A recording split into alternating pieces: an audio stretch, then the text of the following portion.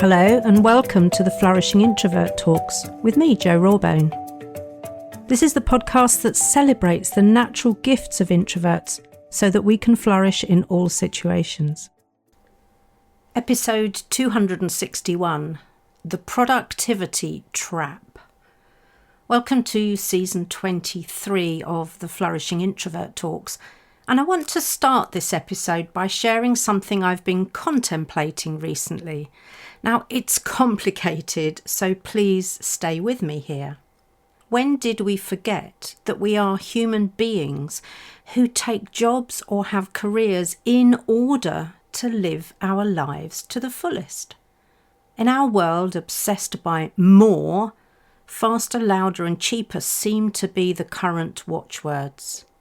I'm here to invite us all to a world where we consume and maybe even do less, calmly achieved through the qualities of slower, softer and priceless. Yep, it's time to go countercultural. So much of what fills our hearts rather than our wallets is priceless, I've found. Like the beauty of a sunset, which I miss if I'm still head down in the office trying to meet unreasonable deadlines. Like missing a young one's first steps because I had to leave home at silly o'clock to be on a train for 68 minutes so I could attend a virtual meeting of global account managers. Like not being able to grab a couple of moments to enjoy the warmth of the long-awaited spring sunshine on my face as I take my morning coffee break because my calendar is filled with back-to-back meetings. Goodness only knows when I'll get to do the work that each meeting initiates. When did we become so fearful of advocating for our needs assertively or using our power and authority appropriately that we allowed our lives to be consumed by this workplace hustle? Personally, I find nothing motivational about the glorification of the hustle. My productivity doesn't increase because you demand more and quicker. My well-being isn't improved by a dog-eared and faded poster on the wall declaring our employees are our most valuable asset. Performative measures tell us very little of what matters and is really only useful for those focused solely on the bottom line. And many organisations have found to their cost that it's what gets measured that gets done, so it often creates a culture of blind compliance. Efficiency was never as important or powerful as effectiveness, and I learned that from Peter Drucker back in the late 1980s. He said, efficiency is doing things right. Effectiveness is doing the right things. And I always add to that, effectiveness is doing the right things right. But the right things, or stuff that makes a difference, is hard to measure, so regularly gets ignored. I fear that inclusive, respectful and caring work cultures are a thing of the past, as borne out by the latest diktats. Please excuse my rather juvenile sense of humour for a moment, but I am amused that the word diktat as a principle says it all about the perpetrators of such orders, doesn't it? Dicks. Anyway, that being true, it's down to we more rebellious, sassy introverts to see through the BS and apply some sense here.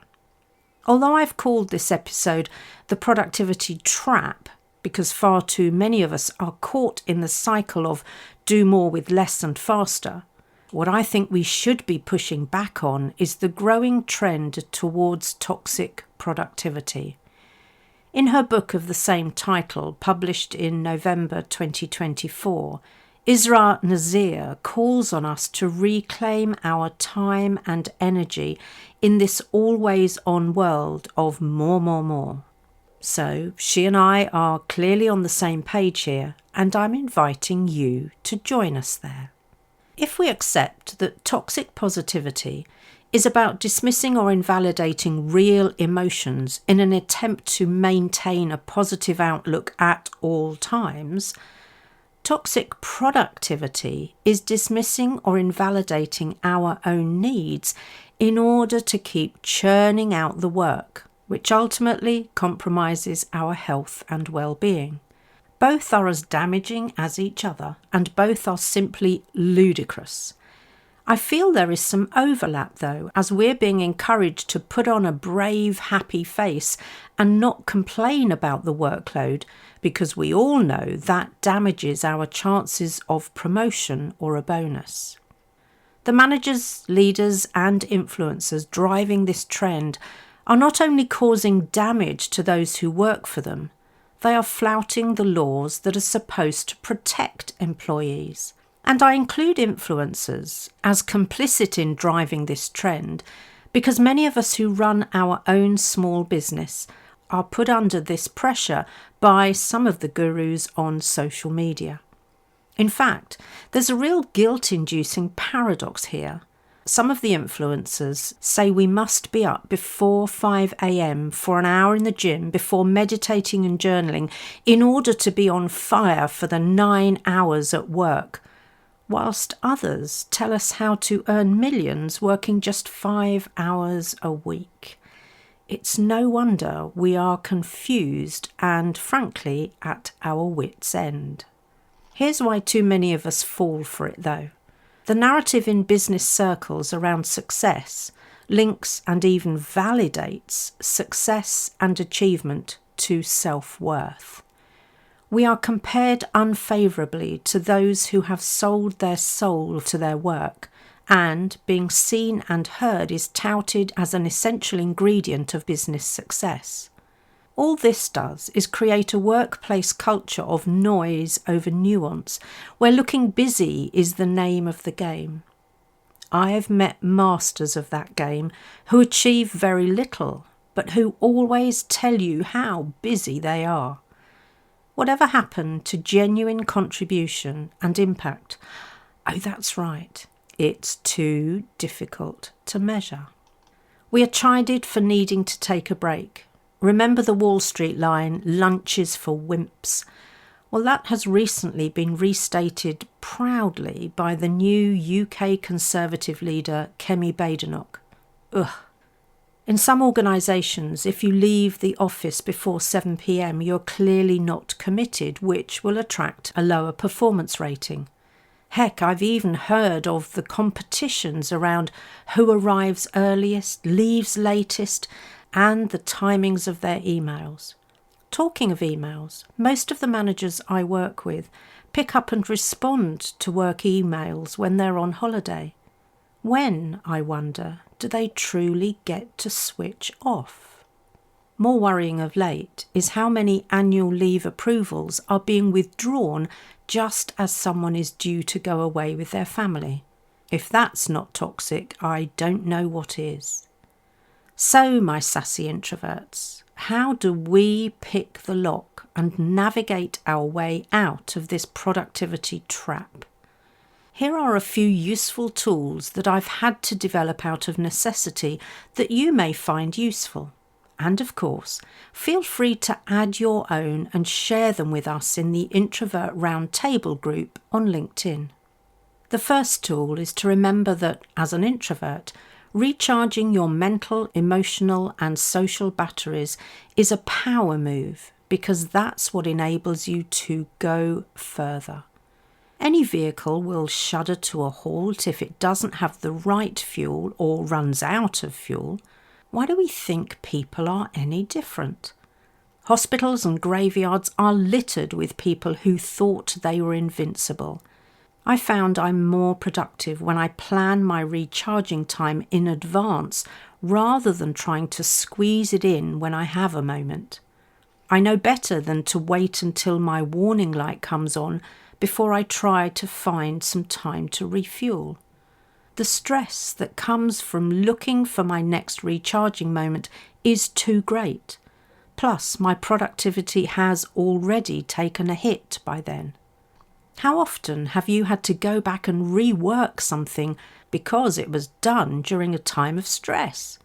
It's happened to me a lot, and that's what encouraged me to develop my brilliant battery boosters.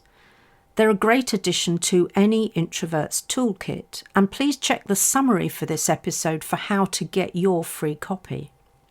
The second tool I'd recommend is the pre-charging technique. I found that I need to look ahead in my calendar and build in relevant time and pre-charging methods before difficult client meetings or before particularly challenging training courses. I will be mentally more alert and on my best form if I anticipate and prepare for what might come my way. If I find a client challenging emotionally and/or energetically, I do best when I ensure that my protective shield is strengthened and in place before we start working together. It's the best armour I've come across, and I teach all of those in my Frustrated to Flourishing programme how to develop their own. And probably my most valuable tools have been the range of assertive responses I've developed, which I can use as and when necessary without guilt or shame. They include things like, I need time to process my thoughts on this decision, so I'll get back to you before 4 this afternoon. And if my input is not needed at the meeting, I believe my time would be better spent getting to the root cause of the client problem, so please send me the meeting minutes. And even, I don't have capacity for that today, and I can start it first thing in the morning. How does that work for you? We all have our own version of these, and being known for being assertive as opposed to difficult or obstructive is very necessary. As you will have heard, all of mine offer workable solutions, which I'll tweak according to the situation. Now, if we're serious about creating inclusive working environments where productivity is genuinely high, here are 5 of my golden rules. Number 1, loud and busy are very different from considered and effective. The former smacks of presenteeism, which might appeal to those influenced by the proximity bias. The latter, however, is where the real work is being done and where we are able to discern impact. Given that first one, number 2, establish, model and promote a work culture that celebrates thoughtful contribution and meaningful input over noisy theatrics and look at me posturing. Number 3, recognise the effective workflow that can be achieved through normalising asynchronous communication. This is so important for success in today's business, as we don't all have to be available at the same time and we learn to trust one another more. Number 4, spend time co-creating psychological safety where everyone feels able to talk about what's not working and who needs more support. Putting on a brave face but ultimately letting things fail serves no one. And number 5, recognise that everyone is different and take time to explore that difference. We all have strengths and areas of development, and when we get to play to our strengths more often, we harmonise like a madrigal choir. That is when we are really productive. Now, let me leave you with a couple of things you could do immediately so you begin breaking out of the toxic productivity trap. Leaders, I invite you to see through the bluster and stop giving the squeaky wheel the oil. Notice how much value the quieter members of your team are adding and recognise that. That will serve to redefine what success really means. And individuals, I invite you to step into your quiet power and take your rights seriously. Build in that necessary time to pre-charge and recharge. Oh, and be ready to explain why that will make you more productive. Leaders don't know what they don't know, remember? And they're not mind readers. If you enjoyed this episode as much as I did, then please subscribe, rate us and leave a comment, because we know that helps other people find the podcast. And if other people find us, other introverts can flourish. You are listening to an Intentional Media Production podcast.